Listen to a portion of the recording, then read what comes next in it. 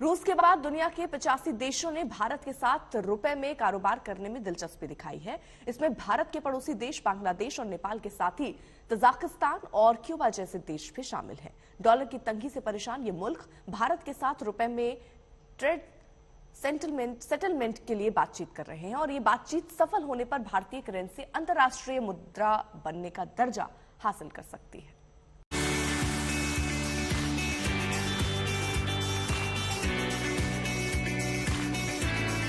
Corona महामारी और महंगाई जैसी मुसीबतों से लड़ने के बावजूद भारत की विकास की रफ्तार अब थमने वाली नहीं है। भारत को दुनिया में अलग पहचान देने और कारोबार को बढ़ाने के लिए भारत ने रुपए को इंटरनेशनल करेंसी बनाने की पहल शुरू की है, जिसकी कामयाबी देखकर कहा जा सकता है कि वो दिन दूर नहीं जब भारत दुनिया की दूसरी महाशक्ति के रूप में अपनी पहचान बनाएगा।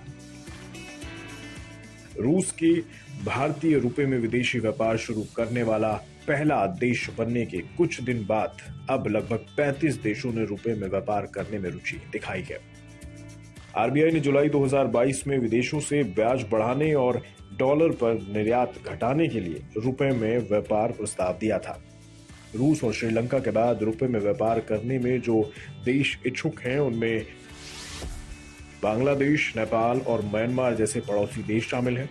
रिपोर्ट्स की माने तो तजाकिस्तान, क्यूबा, लग्जमबर्ग और सूडान भी रुपए में ट्रेड सेटलमेंट करने के लिए बातचीत कर रहे हैं। समाचार एजेंसी रॉयटर्स की एक रिपोर्ट के मुताबिक इन चारों देशों ने रुपए में ट्रेड सेटलमेंट के लिए विशेष वोस्ट्रो खाते में रुचि दिखाई है। रुपए में अंतर्राष्ट्रीय व्यापार को मान्यता मिलने से भारत को कई मोर्चों पर फायदा होने की उम्मीद है। अगर ये सफल रहा तो कच्चे तेल के साथ आयात की जाने वाली ज्यादातर चीजों का भुगतान रुपए के जरिए से ही किया जाएगा। अभी भारत इसके लिए हर साल अरबों डॉलर खर्च करता है। इसके अलावा कई विदेशी लेन देन का भुगतान डॉलर में किया जाता है।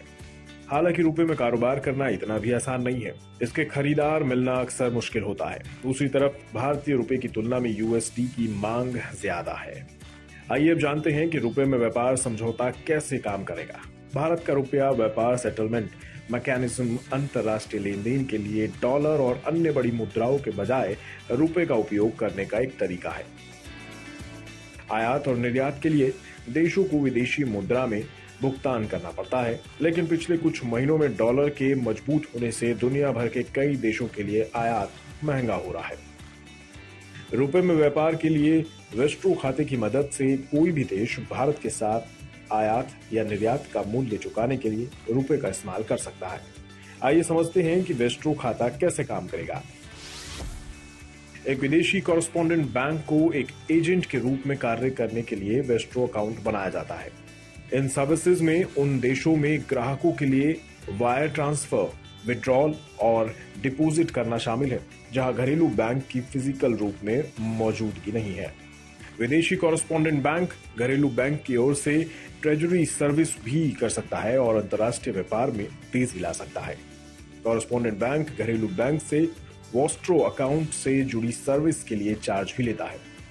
जहां एक तरफ पूरी दुनिया पर मंदी के बादल घिरते नजर आ रहे हैं, ऐसे में कारोबार को आगे बढ़ाने की हर मुमकिन कोशिश करना जरूरी है और इसी दिशा में रुपए को अंतर्राष्ट्रीय दर्जा देने के लिए उठाया गया एक कदम काफी अहम साबित हो सकता है और सरकार की इस तरह की नीतियों के बल पर देश को विकास के रास्ते पर आगे बढ़ाया जा सकता है। ब्यूरो रिपोर्ट, आज तक।